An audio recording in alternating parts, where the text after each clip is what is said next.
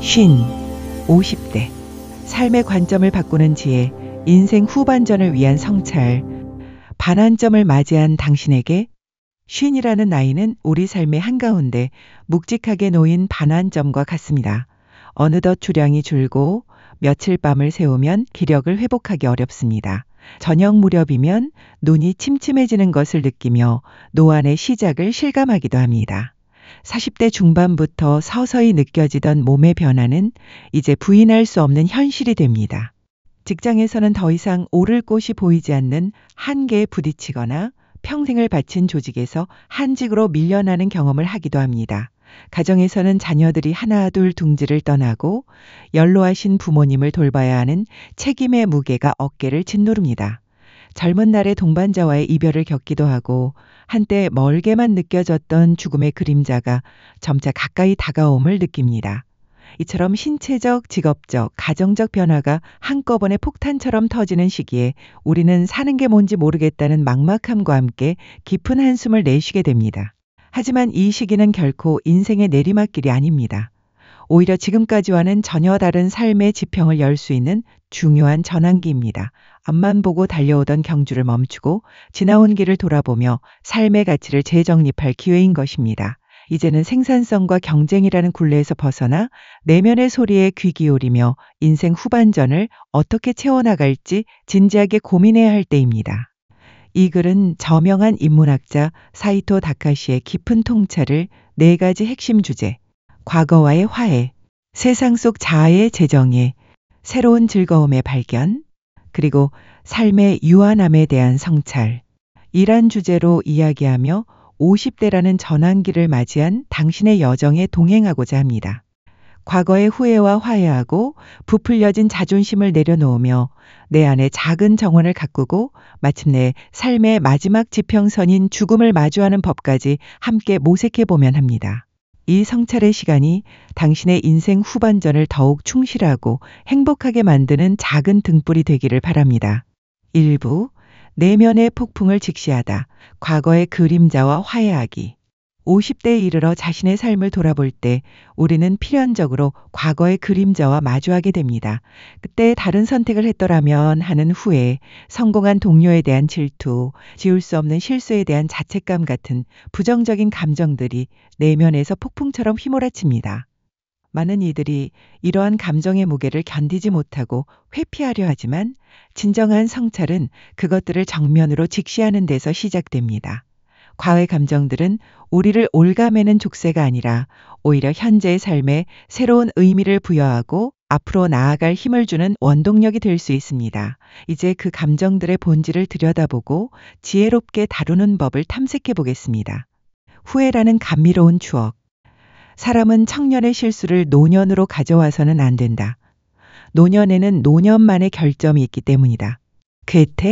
괴테의 말처럼 50대가 되어 10대 시절의 선택을 곱씹는 것은 어찌 보면 부질없는 일입니다. 하지만 그때 이렇게 할 걸 그랬어 라는 후회는 이 시기에 자연스럽게 찾아오는 감정입니다. 짝사랑했던 친구에게 말을 걸지 못했던 아쉬움, 시험 과목 선택에 대한 미련 같은 사소한 후회들이 문득 떠오릅니다. 그러나 이러한 후회를 단순히 과거에 얽매이는 소극적 행위로만 볼 필요는 없습니다. 오히려 저자는 이를 감미로운 추억에 잠기는 것이라 표현합니다. 진심으로 과거를 되돌리고 싶어 괴로워하는 것이 아니라 지난 시절을 회상하며 지금의 나를 돌아보는 계기가 된다는 것입니다. 20, 30대에는 오직 앞을 향해 나아가는 생산성이 중요한 가치였을지 모릅니다. 하지만 50대 이후의 삶까지 생산성 이론론이라는 얄팍한 기준으로 재단할 필요는 없습니다. 그런 의미에서 후회는 지금까지 해온 일에 다시 다양한 의미를 부여하는 적극적인 행동이 될 수 있습니다. 실수투성이었던 청년기의 추억은 타다 남은 수처럼 남은 인생을 훈훈하게 데워주는 땔감이 될 수 있습니다. 과거의 실수를 통해 지금의 내가 얼마나 성숙했는지 깨닫는 것, 그것이야말로 후회가 주는 의외의 선물입니다. 지울 수 없는 마음의 상처 다루기. 나스메 소세키의 소설 마음에 등장하는 선생님은 친구를 배신하고 죽음으로 몰고 갔다는 깊은 죄책감 속에서 살아갑니다. 그는 시간이 흘러도 결코 치유되지 않는 자책감에 잠식당하다 결국 스스로 죽음을 택합니다. 우리는 흔히 시간이 약이라고 믿지만 선생님의 사례처럼 때로는 시간이 흐를수록 상처가 덧나고 부정적인 감정만 쌓여가는 경우도 있습니다. 시간이 나의 적이 되는 것입니다. 기억은 치유의 약이 아닌 곱씹을수록 깊어지는 독이 되기도 하는 것입니다. 그렇다면 어떻게 해야 시간이 상처를 치유하는 온전한 내 편이 되게 할 수 있을까요? 저자는 2가지 구체적인 방법을 제시합니다. 의식적으로 시간을 빨리 돌리는 법. 마음속에 응어리가 졌을 때 여행을 떠나거나 영화를 연달아 보거나 많은 사람을 만나는 등 몸을 움직여 환경에 변화를 주는 것입니다. 일정을 촘촘하게 짜서 바쁘게 지내다 보면 불과 며칠 전의 고통스러운 일도 아주 오래전 일처럼 아득하게 느껴지는 심리적 효과를 얻을 수 있습니다. 가슴속 응어리를 푸는 법. 신뢰할 수 있는 가족이나 친구에게 솔직하게 불평을 토로하는 것입니다. 마음의 독소를 배출함으로써 우리는 다시 밖으로 나가 의연하게 생활할 힘을 얻습니다. 물론 한도 끝도 없이 푸념만 늘어놓는 것은 경계해야 하지만 혼자 사귀는 것보다 적절한 토로가 정신건강에 훨씬 유익합니다. 이처럼 의식적인 노력을 통해 우리는 지울 수 없는 마음의 상처를 다스리고 시간이 가진 치유의 힘을 극대화할 수 있습니다. 질투라는 이름의 독침. 질투의 불꽃에 둘러싸인 자는 마침내 방향을 돌려 전갈처럼 자기 자신을 독침으로 쏘게 된다. 니체의 경고처럼 질투는 타인을 향한 감정이지만 결국 자기 자신을 파괴하는 맹독입니다. 특히 인생의 중반에 들어선 50대에게 질투는 더 이상 성장의 동력이 되기보다 삶을 좀먹는 독이 되기 쉽습니다. 30, 40대에는 동년배의 성공이 신경 쓰이고 경쟁심이 들끓는 것이 인지상정이지만 50대는 성공과 실패가 어느 정도 결정된 시기입니다. 이제는 남을 부러워하지 않는 마음가짐을 가질 때입니다. 동년배와의 경쟁은 끝났음을 인정하고 젊은 세대와 경쟁하려는 마음을 내려놓아야 합니다. 저자가 코미디언 다카다 준지에게서 배운 것처럼 경쟁심에서 해방될 때 우리는 비로소 마음의 자유를 얻을 수 있습니다. 그는 타인을 부러워하거나 경쟁하려는 마음과 거리가 멀어 보이며 그 모습 자체가 우리에게 편안함을 줍니다. 누가 부장이 되든 누가 집을 짓든 그것은 더 이상 나와 상관없는 일이라는 사실을 받아들일 때 우리는 불필요한 감정 소모에서 벗어나 자신의 삶에 집중할 수 있게 됩니다. 이처럼 과거를 돌아보며 마주하게 되는 후회, 자책, 질투와 같은 내면의 폭풍을 회피하지 않고 그 의미를 재해석하며 다스리는 지혜는 매우 중요합니다.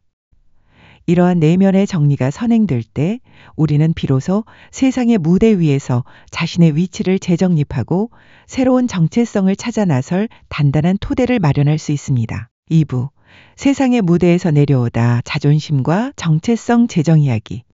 50대에 접어들면 많은 이들이 사회적 무대에서 서서히 내려오는 경험을 하게 됩니다.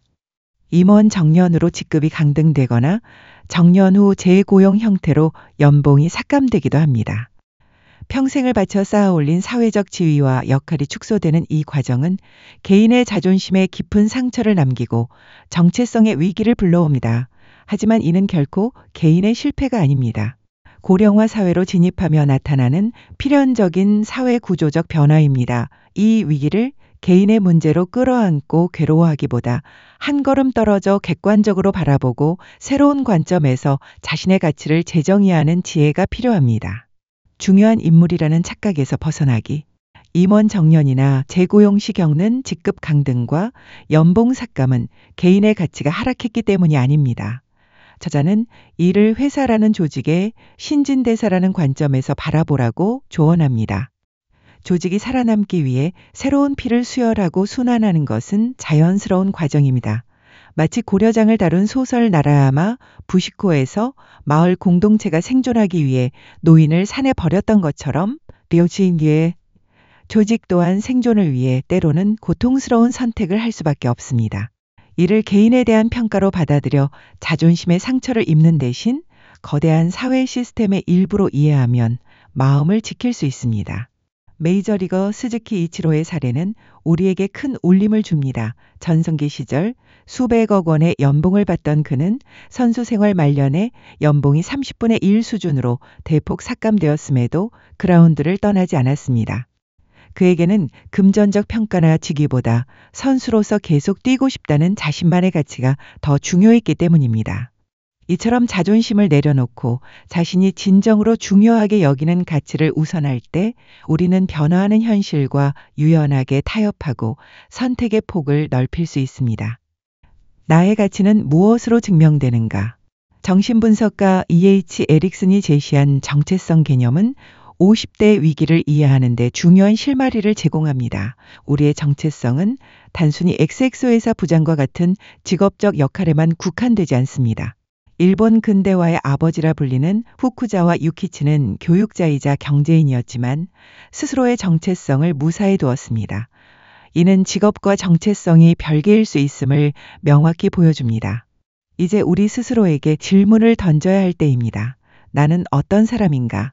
회사의 직함을 떼어냈을 때 나를 설명할 수 있는 것은 무엇입니까? 그것은 음악을 사랑하는 밴드 활동의 추억일 수도, 특정 프로야구팀의 열성 팬이라는 자부심일 수도, 누군가의 남편이자 아버지라는 가족 내 역할일 수도 있습니다. 이처럼 직업 외에 다양한 정체성의 원천을 탐색하고 발견하는 과정은 사회적 역할이 축소되더라도 흔들리지 않는 단단한 자아를 구축하는 데 필수적입니다. 비겁한 자존심을 넘어서 나카지마 아스시의 소설 산월기의 주인공 이징은 시인으로서의 재능을 자부했지만 세상의 평가가 두려워 작품을 내보이지 못했습니다. 그는 관리가 된 옛 동료들을 어리석다 업신여기면서도 정작 자신은 아무것도 이루지 못했습니다. 작가는 이를 비겁한 자존심과 거만한 수치심이라 표현합니다. 이처럼 부풀려진 자존심은 실력을 갈고 닦아 세상에 나아갈 길을 가로막고 결국 그 비겁한 자존심을 먹이 삼아 스스로를 호랑이라는 짐승으로 변하게 만드는 비극을 낳습니다. 반면 공자는 자신을 아름다운 옥에 비유하며 이렇게 말했습니다. 팔아야지, 팔아야지. 나는 팔리기를 기다리는 사람이다. 그는 자신의 가치를 알아보고 써줄 곳이 있다면 설령 그 제안을 한 사람이 평판이 나쁜 영주일지라도 기꺼이 응했습니다. 이는 자존심을 내세우기보다 세상 속에서 자신의 역할을 찾고자 했던 실용적인 지혜를 보여줍니다. 50세가 넘어 새로운 기회를 마주했을 때 과거의 지위에 얽매인 자존심 때문에 문을 닫아버리는 것은 어리석은 일입니다. 공자처럼 자신을 필요로 하는 곳에 기꺼이 몸을 낮추는 유연한 태도야말로 인생 후반을 풍요롭게 만드는 중요한 열쇠입니다. 이처럼 사회적 무대 위에서 부여받았던 역할과 그로 인해 부풀려졌던 자존심의 무게를 내려놓을 때 우리는 비로소 진정한 자신과 마주할 수 있습니다. 타인의 평가에서 자유로워진 내면의 빈 공간은 오롯이 나 자신을 위한 순수한 즐거움을 발견하고 가꾸어 나갈 새로운 정원이 될 것입니다. 3부, 내 안의 정원을 가꾸다 새로운 즐거움의 발견.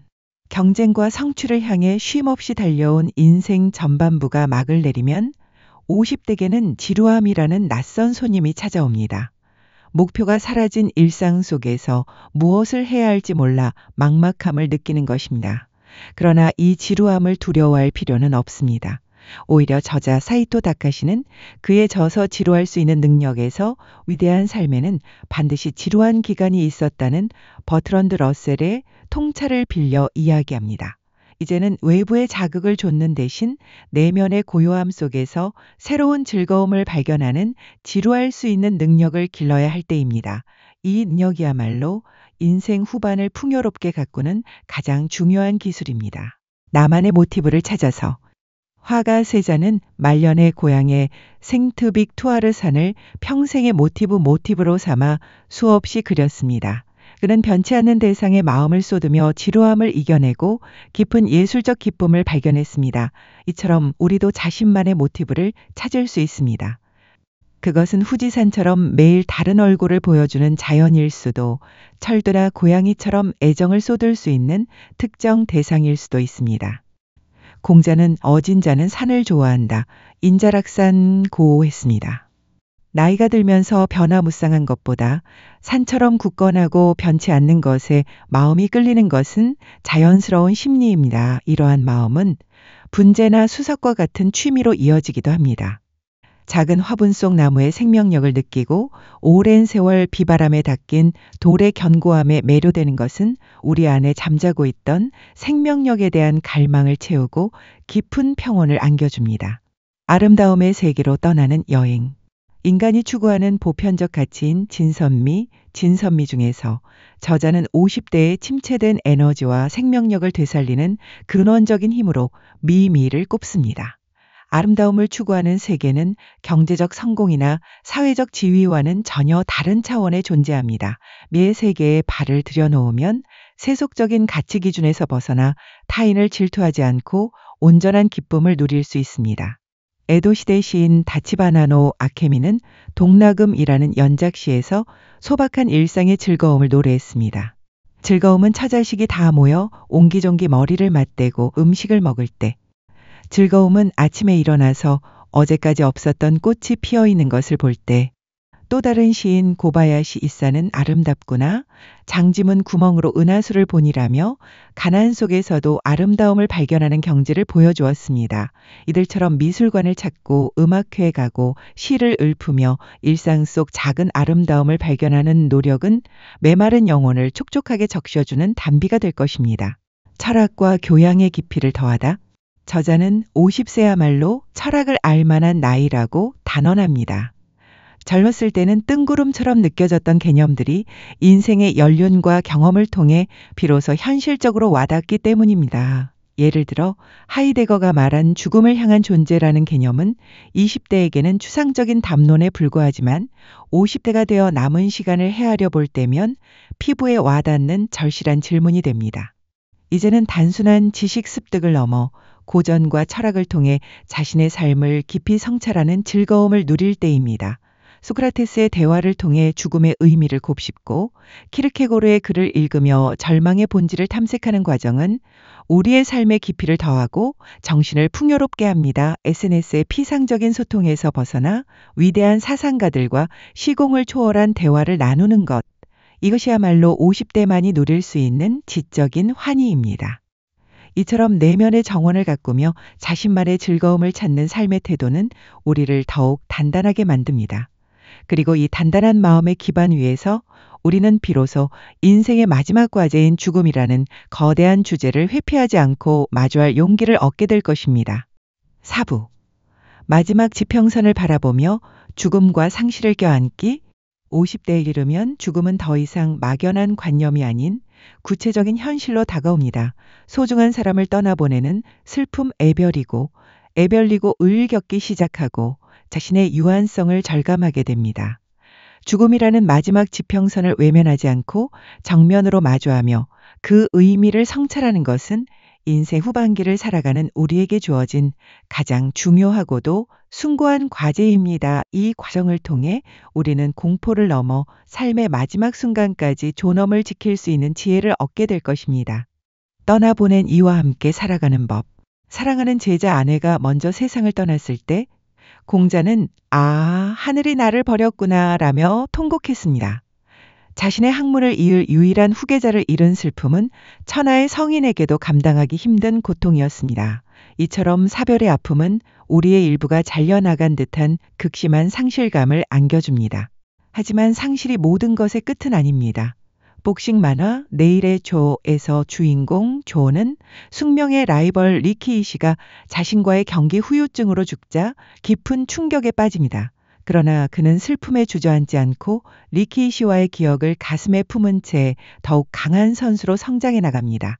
저자 역시 고인이 된 예술가들을 기리기 위해 추도 주간을 정하고 그들의 작품을 더 깊이 만나면서 상실이 오히려 새로운 만남의 기회가 될 수 있음을 경험했다고 말합니다.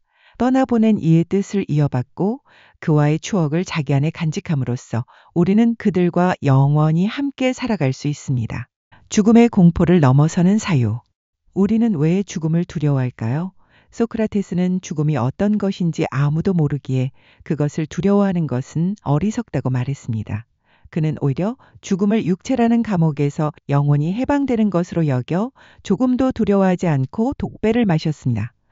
죽음을 미지의 영역으로 남겨두고 담담히 받아들이는 그의 태도는 우리에게 새로운 관점을 제시합니다. 덧붙여 공자도 아직 삶을 알지 못한다. 죽음은 더더욱 모른다라는 말을 남겼습니다. 일본 무사들의 수양서인 하가쿠레는 더욱 역설적인 지혜를 전합니다. 무사도란 죽을 일을 찾는 것이라는 구절은 언제나 죽을 각오를 하고 있을 때 오히려 죽음의 공포를 극복하고 진정한 정신력을 발휘할 수 있다는 의미입니다. 삶과 죽음의 갈림길에서 늘 죽음을 선택할 각오가 되어 있다면 일상의 사소한 두려움은 아무것도 아니게 됩니다. 이처럼 죽음을 삶의 일부로 심지어 적극적으로 쟁취해야 할 대상으로 받아들이는 사유는 우리를 죽음의 공포로부터 자유롭게 합니다. 남겨진 이들을 위한 마음. 죽음에 대한 가장 숭고한 초월은 자기 죽음의 공포를 넘어 남겨질 사람을 위하는 마음에서 비롯됩니다. 동화 현에 미는 촌마에는 가슴 아픈 장면이 나옵니다. 흉년으로 온 가족이 처형당하게 된 상황에서 12살 소년 초마스는 죽음의 공포에 떠는 어린 여동생을 위해 웃긴 표정을 지어 보입니다.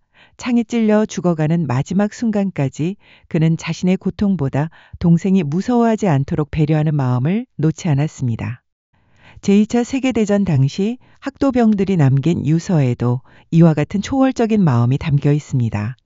그는 자신의 죽음을 슬퍼하기보다 남겨진 부모와 형제에 대한 미안함과 걱정을 토로했습니다. 이처럼 내가 아닌 타인을 지켜야 할 무언가를 생각할 때 인간은 자신의 유한성을 뛰어넘는 위대한 존재가 됩니다.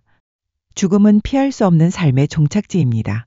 그러나 그것을 어떻게 받아들이고 의미를 부여하는지에 따라 우리 삶의 마지막 장은 달라질 수 있습니다. 죽음을 삶의 일부로 껴안고 그 의미를 깊이 성찰함으로써 우리는 비로소 인생의 마지막 순간까지 존엄과 의미를 잃지 않을 수 있습니다. 그리고 이 모든 성찰은 결국 어떻게 살아갈 것인가라는 근원적인 질문으로 우리를 이끌며 진정한 나를 위한 삶의 시작을 예고합니다. 맺은 말, 이제 오직 나를 위한 삶의 시작. 우리는 50세라는 인생의 반환점에서 과거의 그림자와 화해하고 일부 세상의 무대에서 내려와 부풀려진 자존심을 내려놓았으며 2부 내 안의 정원을 가꾸며 새로운 즐거움을 발견하고 3부 마침내 삶의 마지막 지평선인 죽음과 마주하는 법 4부를 함께 성찰해 보았습니다. 이 모든 과정은 결국 두 가지 지혜로 귀결됩니다. 바로 힘을 빼는 것과 혼자 있는 시간을 즐기는 것입니다.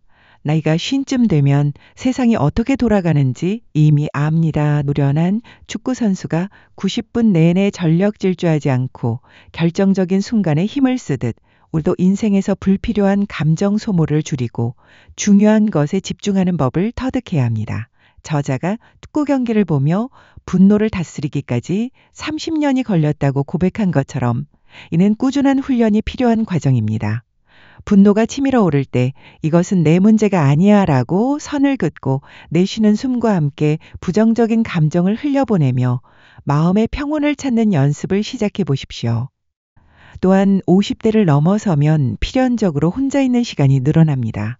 이를 외로움으로 느끼기보다 오롯이 자신과 만나는 귀한 시간으로 만들어야 합니다.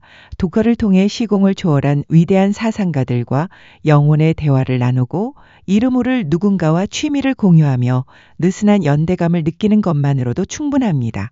이제는 타인의 시선이나 관계에 얽매이지 않고 나 자신을 위해 혼자만의 시간을 충분히 만끽해야 합니다. 이 책의 부제는 이제 자존심, 꿈, 사람은 버리고 오직 나를 위해서만입니다.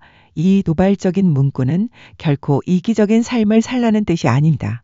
내 것이 아닌 자존심, 실현 불가능한 과거의 꿈, 나를 소모시키는 불필요한 인간관계처럼 인생의 군더더기를 과감히 덜어내는 것, 즉 삶의 짐을 가볍게 하여 자기 삶의 본질에 집중하라는 지혜의 목소리입니다. 50세라는 전환점은 두려움의 대상이 아닙니다. 오히려 불필요한 것들을 덜어내고 진정으로 자신을 위한 삶을 시작할 수 있는 새로운 기회입니다. 이 성찰의 여정을 통해 당신이 인생 후반전을 더욱 자유롭고 충만하게 채워나가기를 진심으로 응원합니다. 그리고 이 모든 과정을 통해 내면의 힘을 기른 후에는 유도의 창시자 가노 지고로가 말한 정력선용, 세력선용의 지혜를 떠올려 볼 수 있습니다. 이는 잘 단련된 자신의 정신과 체력을 선한 곳에 사용한다는 뜻입니다. 자신을 위한 삶에 집중하는 것은 결국 다음 세대에 무엇을 물려줄 것인지 고민하고 남은 에너지를 더 의미 있는 곳에 쏟아부을 수 있는 단단한 토대가 되어줄 것입니다. 여러분은 오늘 내용 중 어떤 내용이 가장 가슴에 와닿나요? 댓글로 자유롭게 공유해 주세요. 여러분의 이야기를 듣고 함께 성장하고 싶습니다. 영상이 도움이 되셨다면 좋아요와 구독, 알림 설정까지 부탁드립니다. 당신의 50대를 응원하겠습니다. 감사합니다. 좀 더 깊은 감명을 받으시길 원하시는 분을 위하여 속에서 발췌한 좋은 문장들을 낭독하겠습니다. 옛날보다 주량이 줄었다. 며칠 잠을 설치면 영 힘을 못 쓴다. 저녁 때가 되면 눈이 침침한 걸 보니 어느새 노안이 시작되었는지도 모른다. 누구나 45살쯤 되면 이런 증상을 서서히 느끼기 시작합니다. 그러다 보면 어느덧 50대의 문턱을 넘어서게 되는데 자기도 모르게 사는 게 뭔지 모르겠다며 한탄하게 됩니다. 나이가 50살쯤 되면 회사에서 옴짝달싹 못하는 처지가 되어 더는 높은 자리에 오르리라고 기대하기 어렵고 가정에서도 자녀들이 집을 떠나 독립할지도 모릅니다. 연로하신 부모님을 돌봐야 하는 상황에 처하게 될 수도 있습니다. 예전에는 멀게만 느껴졌던 노화와 죽음이 눈앞으로 다가오기 시작했다는 것도 이제 실감하게 되죠. 이렇게 여러 가지 변화를 겪으면서 많은 사람이 50세를 인생의 전환기라고 느낍니다. 이제껏 추구해왔던 인생의 목적이나 가치가 흔들리면서 한꺼번에 폭탄 터지듯 위기를 맞이하는 것입니다. 새로운 인생관을 찾아야 할 때가 온 것입니다. 100세까지 산다고 치면 50세는 겨우 반환점입니다. 여생이라고 부르기에는 아직 많이 남은 인생을 한숨만 쉬면서 보낸다면 너무 아깝지 않을까요? 공자는 쉰의 하늘의 뜻을 알았다라고 말했습니다. 이 긴 시간을 행복하게 보낼 방법을 여러분과 함께 생각해 보고자 합니다.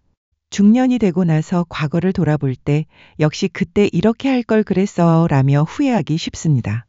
물론 새삼스럽게 생각해 봐야 어쩔 수 없는 일입니다. 자신의 10대를 돌이켜보면 선택한 결과가 아니라 선택하지 않은 결과로 기회를 놓친 것도 있습니다.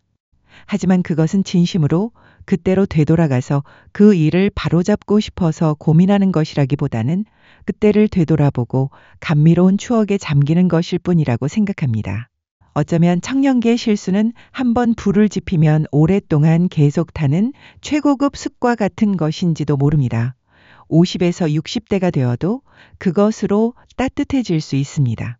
그렇게 생각하면 실수가 없는 인생보다 실수했던 인생이 두고두고 훈훈합니다. 게다가 과거의 실수를 되돌아보면 지금은 자신이 얼마나 성숙했는지 느낄 수 있습니다. 후회와 더불어 나이가 50을 넘어 인생의 후반에 접어든 우리에게는 질투심도 주의해야 할 감정입니다. 니체는 질투라는 감정을 극도로 싫어했습니다. 그는 말했습니다. 질투의 불꽃에 둘러싸인 자는 마침내 방향을 돌려 전갈처럼 자기 자신을 독침으로 쏘게 된다. 또한 계몽사상가 후쿠자와 유키치는 세상의 부덕은 여러 가지가 있지만 남을 시샘하는 마음은 정말 제일 어쩔 도리가 없는 것이라고 했습니다. 질투심은 우리 사회를 망치는 한 요인입니다. 질투심이 만연하니까 너나 할 것 없이 추문을 너무 좋아하고 그 추문 때문에 누군가가 나락으로 떨어지는 것이 재미있어 죽는 것입니다. 그 다음으로는 이제 50살이나 먹었으니 남을 부러워하는 마음을 버리면 얼마나 편해지는지를 깨달을 차례입니다. 50세는 이미 성공이나 실패가 어느 정도 결정되어 버린 시기입니다. 내 경험으로 미뤄보건대 50살쯤 먹고 나면 대학 시절의 동기들과 모여도 누가 출세했다고 하는 이야기는 좀처럼 나누지 않습니다. 동년배와의 경쟁은 이제 끝났다고 절실히 느끼게 됩니다. 최근 산업 현장에서는 임원 정년이라는 제도를 도입하는 회사들이 있습니다. 일정한 연령에 도달하면 능력이나 업적에 상관없이 직급에서 제외하는 것을 말합니다. 임원 정년이 되면 자기보다 나이가 어린 사람의 지시를 받으면서 일하게 될 수도 있고 정년 퇴직 후 재고용되면서 연봉이 대폭 삭감되는 상황을 맞을 수도 있습니다. 조직에서의 지위가 자기 정체성이 되어버린 사람들에게 이처럼 직급이 박탈되는 것은 매우 서글픈 일입니다. 하지만 회사라는 조직을 지탱해 나가려면 이러한 신진대사는 피할 수 없는 측면이기도 합니다. 사업을 계속해 나가려면 새로운 사람을 고용하고 월급을 주어야 합니다. 그러려면 지금 있는 직원의 월급을 줄이거나 그만두게 해야 할 때가 있는 것입니다. 그것을 개인적인 문제로 받아들여서는 안 됩니다. 어디까지나 회사가 당신이라서 직위를 강등한 것이 아니라는 얘기입니다. 이러한 조직의 논리를 이해하더라도 내가 원치 않는 일을 해야 한다는 사실은 받아들이기 힘듭니다.